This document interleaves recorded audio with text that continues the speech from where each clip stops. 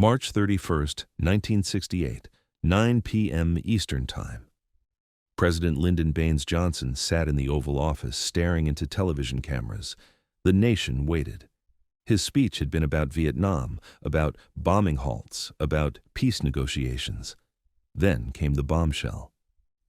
"I shall not seek, and I will not accept, the nomination of my party for another term as your president." America was stunned. Commentators called it statesmanship, a sacrifice for peace. Johnson's approval ratings, which had been at 36%, suddenly shot up to 57% overnight. But historians who have studied Johnson's private conversations paint a different picture. The real reason Johnson withdrew wasn't Vietnam. It wasn't health. It wasn't a noble desire for peace. It was fear. Fear of one man, Robert F. Kennedy. "The thing I feared from the first day of my presidency was actually coming true," Johnson later admitted. Robert Kennedy had openly announced his intention to reclaim the throne in the memory of his brother. And Bobby Kennedy wasn't just running for president. He was coming with a mission to destroy Johnson's legacy, to reopen the Dallas investigation, to expose the truth about November 22, 1963. Johnson knew what Bobby knew. Johnson knew what Bobby planned to do once he had presidential power. And so, Lyndon Johnson, the man who had spent his entire life lusting for the presidency, gave it up, stepped aside, let the field clear for his chosen successor, loyal, controllable Hubert Humphrey. Then, 67 days later, in a Los Angeles hotel kitchen, Robert Kennedy was shot. And the nightmare that had haunted Lyndon Johnson for 5 years died with him. If you want to understand the most suspicious political timing in American history, how RFK's death saved LBJ from exposure and judgment, hit that like button. Because this isn't about who pulled the trigger. This is about who benefited. This is about the oldest question in detective work. Cui bono? Who profits from the crime? To understand why RFK's death was the best thing that could have happened to Lyndon Johnson, you need to understand what Johnson was facing in March 1968. First, the Bobby Baker scandal. Johnson's protege had been caught in massive corruption. Senate investigations were closing in on Johnson himself. Life magazine was preparing an expose that would destroy what remained of his reputation. Second, Vietnam. 500,000 Americans in country. 58,000 would eventually die. The Tet Offensive in January had shattered the illusion of progress. Johnson had promised victory was near. The public no longer believed him. Third, the polls. Johnson barely survived New Hampshire, winning only 49% against anti-war challenger Eugene McCarthy's shocking 42%. Wisconsin was next. Polls showed Johnson getting destroyed, possibly receiving only 12%. Fourth, and then came Bobby. On March 16, 1968, just 15 days before Johnson's withdrawal, Robert Kennedy announced his candidacy for president. The announcement hit Johnson like a physical blow. According to aides, Johnson became obsessed. This wasn't just another political opponent. This was the man who hated him more than anyone alive, the man who had spent 5 years quietly investigating his brother's death, the man who planned, once he had presidential power, to reopen the Dallas case. Johnson told confidence that Bobby was coming to reclaim the throne, not just the presidency, but vengeance. In private phone calls recorded by the White House taping system, Johnson raged about Kennedy, about the Kennedy problem, about how to stop him. But Johnson couldn't stop him, not politically. The polls showed Kennedy surging. The Democratic base, minorities, working-class whites, anti-war activists, was rallying to Bobby. If the race went to the convention, Kennedy would likely win. And if Kennedy won the presidency, Johnson's legacy was finished. Worse, Johnson himself might face investigation, criminal charges, prison. So Johnson made a calculation. Better to withdraw. Better to anoint Humphrey, his loyal, controllable vice president. Better to step aside and let Kennedy face Humphrey at the convention. Because Johnson controlled the party machinery. Johnson controlled the bosses. Johnson controlled the delegates from non-primary states. And Humphrey would do exactly what Johnson told him. On March 31st, Johnson announced his withdrawal. Political observers called it noble, selfless, but it was strategic, a tactical retreat. Johnson was planning to control the nomination from behind the scenes, to block Kennedy, to protect his legacy. And then Robert Kennedy would be president. And then the nightmare would begin. Unless something changed. From April through early June 1968, Lyndon Johnson lived in fear. Robert Kennedy was winning, Indiana, Nebraska. Even after losing Oregon to McCarthy, Kennedy came back with a massive victory in California on June 4th. 46% of the vote. The momentum was his. The nomination was his. During those 67 days, Johnson watched helplessly. He couldn't campaign. He'd withdrawn. He couldn't attack Kennedy openly. It would look petty. He could only watch as Bobby marched toward the White House, and Bobby was making it clear what he planned to do once he got there. According to historian David Talbot, Kennedy confided to close associates that reopening the Dallas investigation would be one of his first acts as president. Not through another whitewash commission, through a special prosecutor with full subpoena power, no political constraints. Kennedy called it the Dallas File. Evidence he'd been secretly gathering for 5 years, connections between the CIA, the Mafia, anti-Castro Cubans, and possibly higher. Johnson knew about the Dallas File. His FBI wiretaps on Kennedy's phones had picked up references to it. Johnson knew that if Kennedy became president, the investigation would be reopened. And Johnson knew where that investigation might lead. Straight to Texas, straight to Dallas, straight to November 22, 1963. April passed, May passed, Kennedy kept winning. Johnson's approval ratings, boosted temporarily by his withdrawal speech, began falling again. The war continued. The riots continued. Martin Luther King Jr. had been assassinated on April 4th, just 4 days after Johnson's withdrawal. The country was on fire, and Robert Kennedy was days away from the presidency. Then, shortly after midnight on June 5, 1968, in a kitchen hallway at the Ambassador Hotel in Los Angeles, Sirhan Sirhan fired 8 shots from a .22 caliber revolver. Robert Kennedy fell. 25 hours later, he was dead, and Lyndon Johnson's nightmare ended. When news reached the White House that Robert Kennedy had been shot, Lyndon Johnson was at his Texas ranch. It was after midnight, Washington time. Johnson was awake, watching television coverage of the California primary results. According to Lady Bird Johnson's diary, published years later, Johnson's reaction was complex. He expressed shock. He called it a tragedy. He appeared genuinely distressed, but historians who have studied Johnson's private behavior paint a more nuanced picture. Johnson did not rush to Washington. He did not immediately visit the Kennedy family. He did not board Air Force One and fly to Los Angeles to be at Bobby's bedside. Instead, he stayed at the ranch. He monitored the situation by phone. He waited. On June 6th, when Kennedy died, Johnson issued a statement.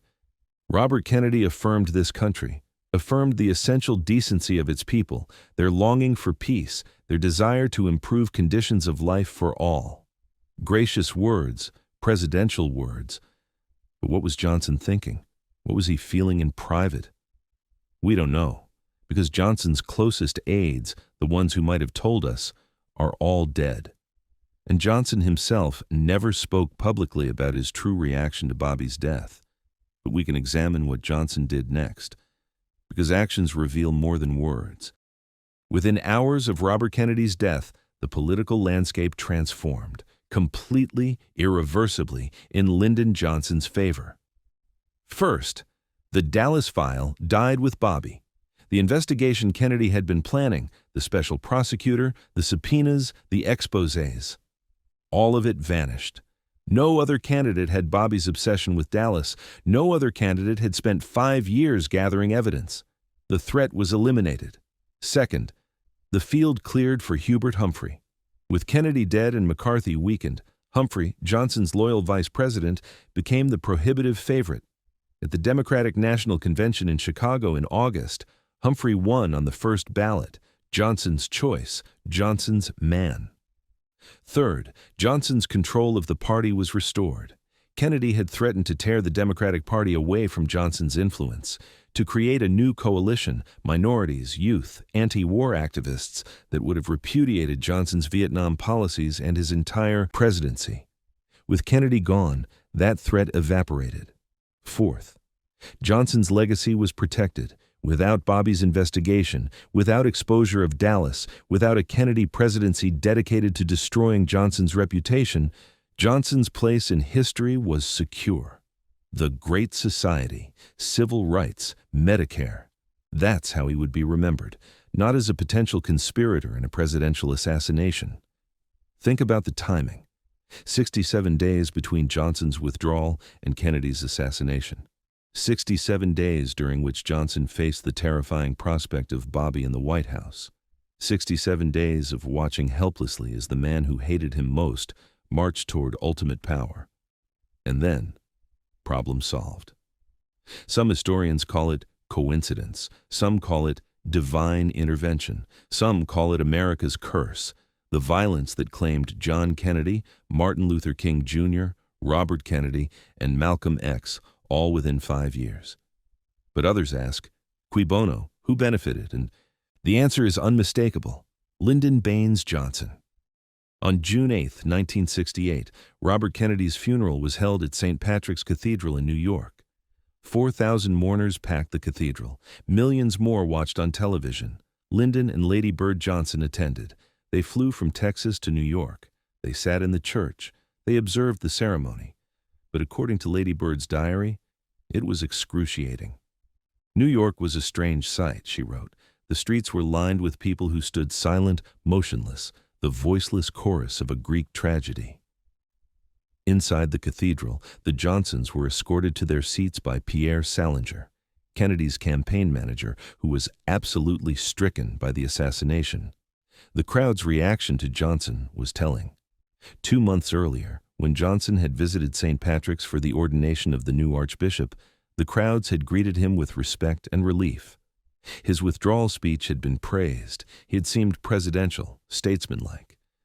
But now, after Martin Luther King's assassination, after Bobby's assassination, the mood had shifted. Johnson, according to multiple accounts, personified the nation's maladies, the violence, the division, the war. The silent crowds outside the cathedral weren't mourning just Robert Kennedy. They were mourning America. And many blamed Johnson. Inside the cathedral, the Johnsons sat in strained silence. There was no reconciliation with the Kennedy family, no private conversation, no gesture of unity. The Kennedys had never forgiven Johnson for replacing Jack. The Johnsons had never forgiven the Kennedys for humiliating them during the vice presidency. And now, Bobby was dead, and the hatred remained. Lady Bird wrote in her diary that she was relieved when the funeral ended. They left quickly, returned to Washington. The obligation was fulfilled. But what was Lyndon Johnson thinking as he sat in that cathedral, as he watched Bobby's casket carried past, as he listened to Ted Kennedy's eulogy? Was he mourning, or was he relieved? We'll never know. But we know this: Johnson's biggest political problem had just been buried. At the Democratic National Convention in Chicago, August 26th to 29th, 1968, Hubert Humphrey was nominated on the first ballot. The convention was a disaster: riots in the streets, police brutality, anti-war protesters beaten on live television. The party was fractured, bleeding, dying. But Humphrey won. Why? Because Johnson controlled the delegates, Johnson controlled the bosses, Johnson controlled the machinery, and Johnson had made clear: Humphrey must be the nominee. Humphrey must continue Johnson's Vietnam policies. Humphrey must protect Johnson's legacy. Humphrey, loyal, subordinate Humphrey, did exactly what he was told. Critics called Humphrey Johnson's puppet. They weren't wrong. During the campaign, Humphrey struggled to distance himself from Johnson's war policies, struggled to appeal to anti-war Democrats, struggled to build his own identity, because Johnson wouldn't let him. Johnson threatened Humphrey directly: "If you criticize my policies, I'll destroy you. I'll oppose your nomination. I'll turn the party bosses against you." So Humphrey obeyed, and he lost the general election to Richard Nixon by less than 1 percentage point. But here's the crucial point. If Robert Kennedy had lived, Humphrey would never have been the nominee. Kennedy had won California. Kennedy had the momentum. Kennedy had the coalition, minorities, working-class whites, anti-war activists. Kennedy would have won the nomination in Chicago, and then Kennedy would have won the presidency. Easily. Against Nixon or anyone else. And then President Robert F. Kennedy, with full control of the Justice Department, with full control of the FBI, with full control of investigative resources. And then the Dallas file reopened.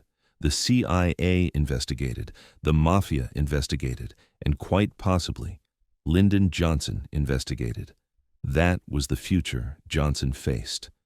Until June 5, 1968. Did Lyndon Johnson have Robert Kennedy killed? There's no evidence, no smoking gun, no witness testimony, no confession, no paper trail. But let's examine the circumstantial factors. Motive. Johnson had everything to lose if Kennedy became president, his legacy, his freedom, possibly his life. Means. Johnson controlled the Secret Service, controlled the FBI, had connections to organized crime through Texas oil interests, had relationships with intelligence agencies that specialized in eliminating problems. Opportunity. Kennedy was unprotected. In 1968, presidential candidates received no Secret Service protection.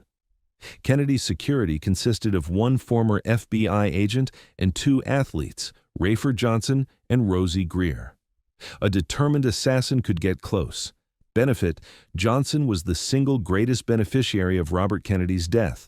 The threat disappeared. The investigation died. The legacy was protected. Humphrey was nominated, but proving it? Impossible, because the people who would know are dead. Johnson died in 1973. Humphrey in 1978, the Secret Service agents, the FBI officials, the potential conspirators, and the official story. Sirin, a Palestinian radical, angry about Kennedy's support for Israel, remains unchallenged, except by the Kennedy family. RFK Jr. has stated publicly that he believes his father was killed by a conspiracy, that Sirin was not the shooter, that a second gunman, possibly security guard Thane Caesar, fired the fatal shot from behind. The ballistics don't match. The autopsy shows Kennedy was shot from point-blank range behind, but Sirhan was always in front, several feet away, and multiple witnesses saw Thane Caesar draw his gun behind Kennedy. Caesar worked for a security company with CIA connections. He had radical right-wing political views. He sold his gun, the suspected murder weapon, immediately after the assassination. Was Caesar hired by someone? Was the assassination a professional hit, disguised as a lone nut attack? We'll never know for certain. But we know this. Lyndon Johnson's reaction to Bobby's death was not the reaction of a man who had lost a rival. It was the reaction of a man who had been saved.